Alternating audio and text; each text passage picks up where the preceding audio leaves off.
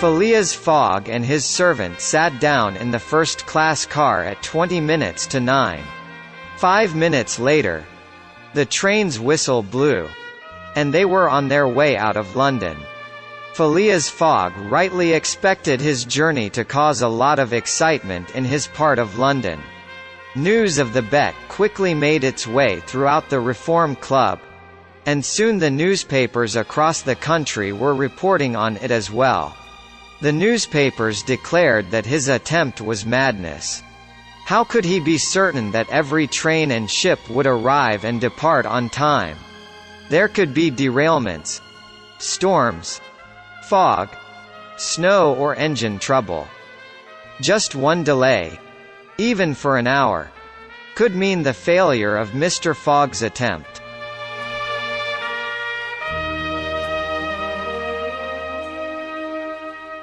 Then, a week after Mr. Fogg had left London, the Chief of Police in London received a telegraph at 9 o'clock in the evening of October 9.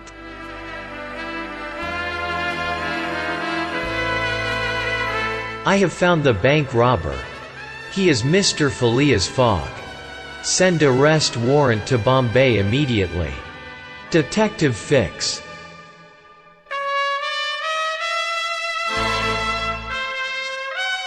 The news of this telegraph spread quickly. The idea of Mr. Fogg as the gentleman adventurer was gone. It was replaced with Mr. Fogg the bank robber.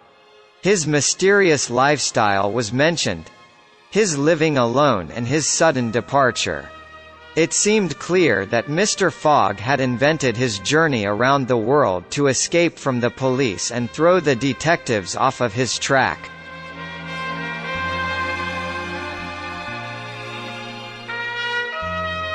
Earlier that day, the steamship, the Mongolia, was due at Suez at 11 after midnight.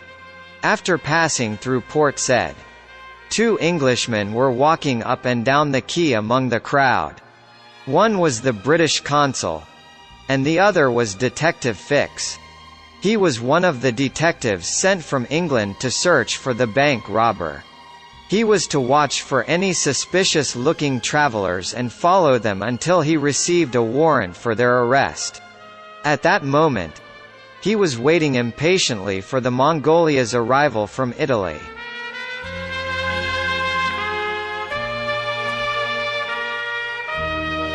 The sound of a ship's whistle was heard, and the Mongolia was soon seen making its way through the canal.